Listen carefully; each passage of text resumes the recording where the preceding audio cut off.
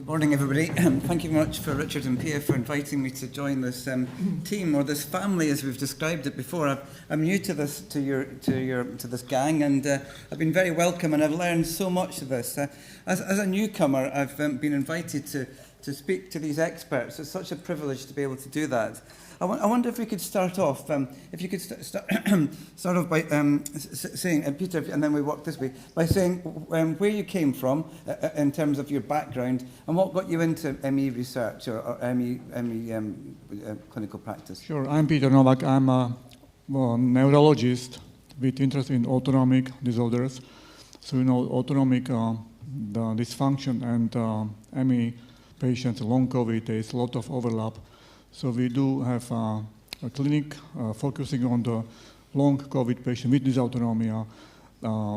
We don't have specifically targeting patient with ME, but we see patient with ME if they do have autonomic neuropathy, autonomic impairment, both clinic and research-wise. Great, thanks. My name is Jesper Melsen. I've been working with autonomic dysfunction in about 40 years. I'm actually a clinical physiologist, so how I ended up treating ME patients is some kind of mystery, but I've done that for many years now and have enjoyed doing it, actually, being able to help patients get better.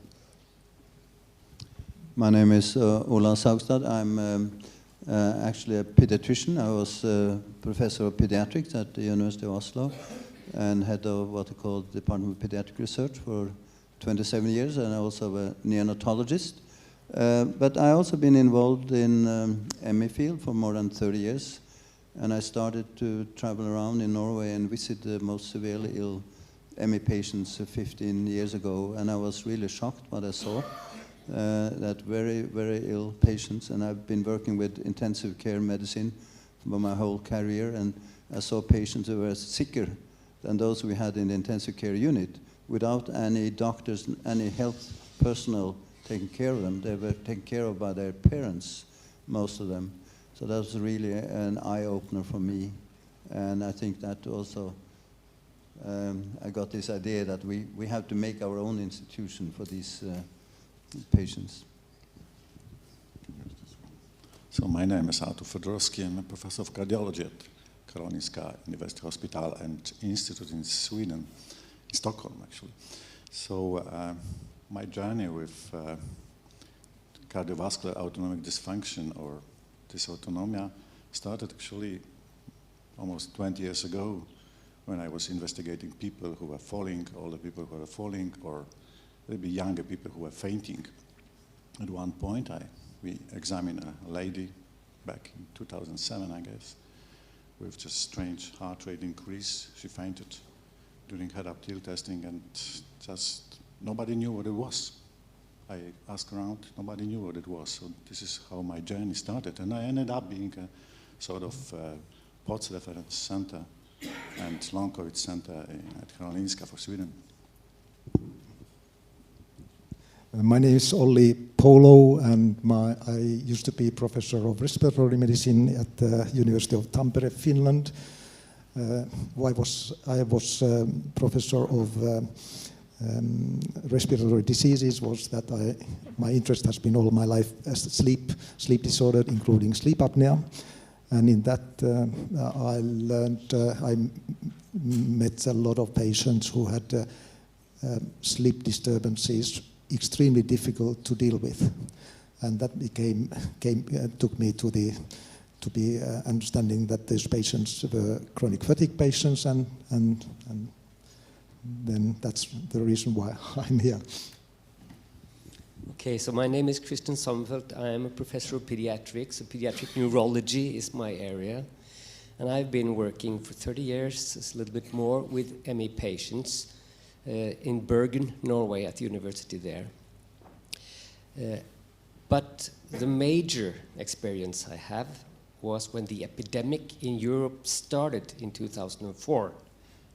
Not the COVID epidemic. It's really increased incredibly during 4 years between 2004 and 2008. So from seeing 0 to 3 patients per year, we saw 15 to 25 per year. and it's been at that level since. So that's my main experience and background. And my research interest has been, or activity has been, in very close collaboration with the patient organization, and through the SHI especially, doing online anonymous surveys is a very quick way, and it's not a very common hobby for people to fill out these surveys if you don't have ME. So I think it's a pretty precise way, and you reach the most severe and the whole spectrum. Except those that have recovered, they probably don't enter the survey. So that's my interest and focus.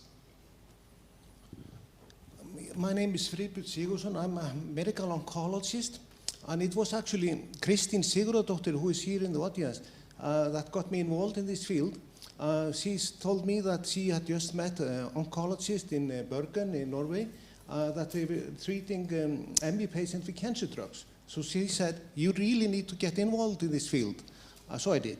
And what I have learned is that most of the patients that I have seen with ME are so much sicker than my oncology patient, my cancer patients. And despite of that, the level of care is really not comparable for the cancer patient and for the ME patient.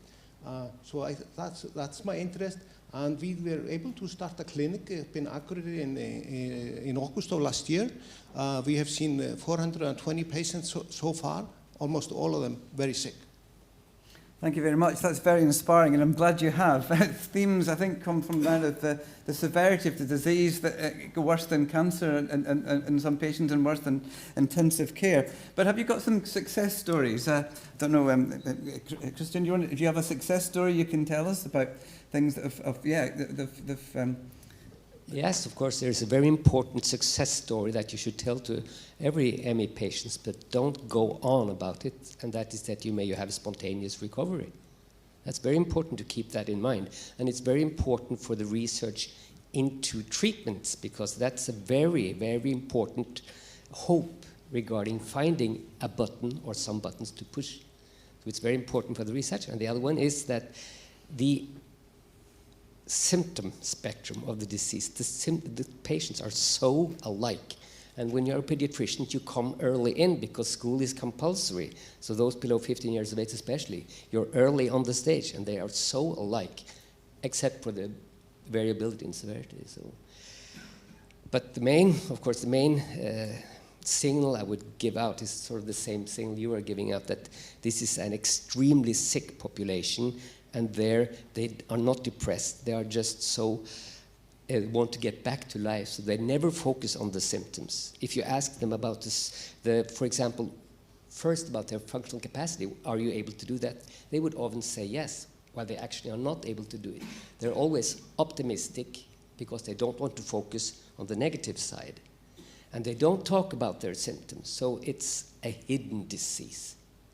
And that's very important, but you all know. Do you want to have a success story you want to tell? Yes, fortunately, I've had a number of successes. That's what keeps me going and fighting the system, because it's not very easy in Denmark, because the health authorities are out to get us, so I had to withdraw my license. But what keeps me going is that, just one example, I've seen this girl for about 7 years. When I first met her, she was in a dark room, unable to eat by herself and unable to do anything. So she was very severe. And last year, she sent me a video showing her sitting up on a bed for the first time in 8 years. And she had just bought a pair of shoes. So that's really what makes me go on with this disease, because you can't do that, and that's very important. Okay, that's very encouraging. Well, I would like to stress on maintaining the hope. So in one of the previous meetings, there was somebody saying, as soon as you try something, there is hope. But if you say we can't do anything, that is a risk that you don't have hope. Hope is, well, I'm going to talk later on autonomic nervous system. If you have hope, you drive your autonomic nervous system, and you are better off than without hope. I will be very short. I got a message, email from 4 patients this morning, and 2 patients that are so doing on JAK inhibitors, but 2 recovered. That's very fantastic feedback. Also, we need to get. I wonder if you could just tell me, what do you think is the biggest need? Is it to get a better diagnosis? Is it to get a better treatment? Or is the awareness of the condition that we need? What do you think is the thing we need to challenge as a community? I think it's very clear. We need biomarkers. We need really very stable, validated biomarkers. Maybe I can comment on my experience on sleep apnea. When sleep apnea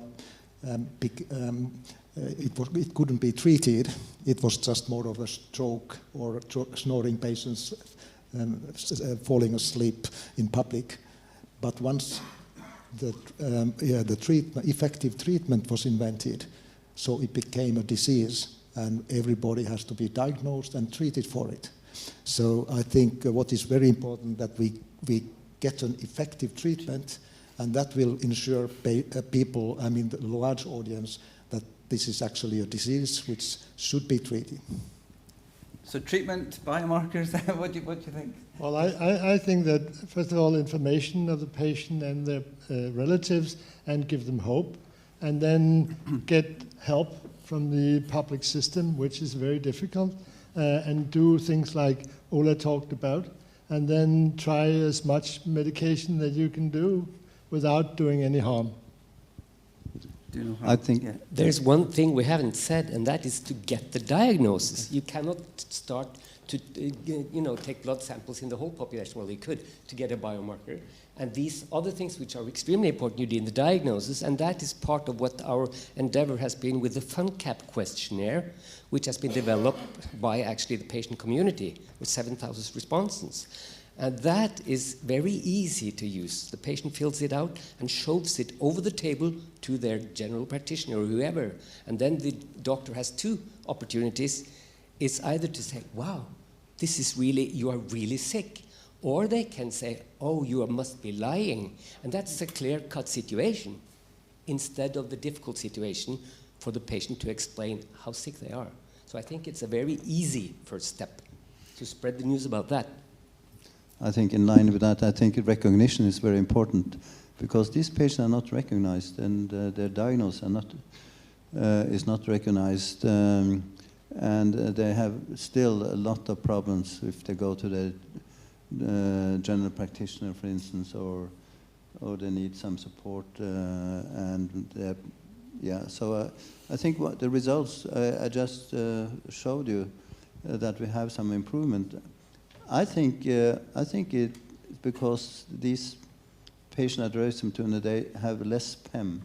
I think many ME patients, they have numerous episodes of PEM, and so they never recover, or they become worse because there's so much resistance and problems in the daily life. So I think that is the most important contribution from Røysemtunet, that patients are protected and they feel safer. Not all is ideal there, but maybe better than other places. Some of the we've had lots of very impressive research and studies, but taking it back to the clinical practice in your clinic room, what are the simple things we should all be doing? And maybe as general physicians, what should we all be doing to identify or make the diagnosis of CFS and start the treatment? What are the simple things we can do, the easy ones? I think that, of course, we can give them medication and dietary supplements, but we need physiotherapists that knows how to handle this. So to give them the right activity and not force them, we need dietitian to help them with their diet, obviously. And then we have a psychologist that could, not analyze what has been wrong, but take it from where they are and say, what do we do now? You're in this situation, what would you like? What would you prefer to do, and how do we get you there? So I think we have to work together with different specialities. There's Well, if we have to keep on the simple things, so one of my first things is to evaluate if the patient is, if the fluid balance is not right. And that can be tested by the simple dose of saline and the taste. If the saline tastes the sugar, then the patient is much better off increasing salt intake. Fluid balance. Yes, I think one very important point is if it's a child, somebody below 18 years of age, the first point is just to take care that the child protection services or whatever are not attacking the family and the child, which they very often do. So, I mean, that's the first line. And after that, then it is informing the patient, the parents, the school, the general practitioner in the same room. What are the symptoms? Why is the diagnosis given? What do we know about the diagnosis? It doesn't work with CBT or graded exercise therapy. Just inform them in the same room. It takes 45 minutes, and then so much more is settled. Everybody heard it. Yeah, totally agree. So it is something like we need better, it was US, better awareness. So these are both in professionals in medical fields and also in general public. I'll tell you one example. About 20 years ago, POTS diagnosis was very kind of unheard of. People did not know what it is, even neurologists. Now everybody knows in US what is POTS. We have so many referrals. And why it is such a difference? It is because many communities, forums, patients, advocates, they essentially bombarded us with information, with teaching, with educational efforts. So POTS become so much aware. So something similar, if it could be done with ME patients, it would be probably very effective. Okay, go ahead. But making more awareness of this disease, there are also some actions from the societies that are afraid of spreading the awareness because, let's say, like insurance companies don't like this disease. And like I can quote, in Finland, they say that this is a contagious disease. So if you speak about it, so many get the disease. So we should not speak about this. So this kind of elements is disturbing the important message to increase the awareness. I think what is also important, which is what we actually do in Denmark, is that we take care of the patients as well as we can, and we put a lot of pressure on the health authorities. And it seems to be working, so our Minister of Health is positive towards accepting this as a somatic disease. So I'm very optimistic and will continue pushing because don't give up. That's what we should not do. Regarding simple things, I find that the most important thing is listening to the patient. Most patients tell me, nobody has listened to me before. And that makes them happy, just that someone is listening. Regarding how to build service, clinical service for ME patients, I do not think we need to invent the wheel. There is nothing special about ME, I find.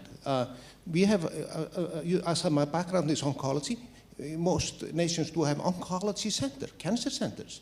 That's a multidisciplinary team that is taking care of the patient. It's on a national level, and it's in the national healthcare system. So that is what I would propose.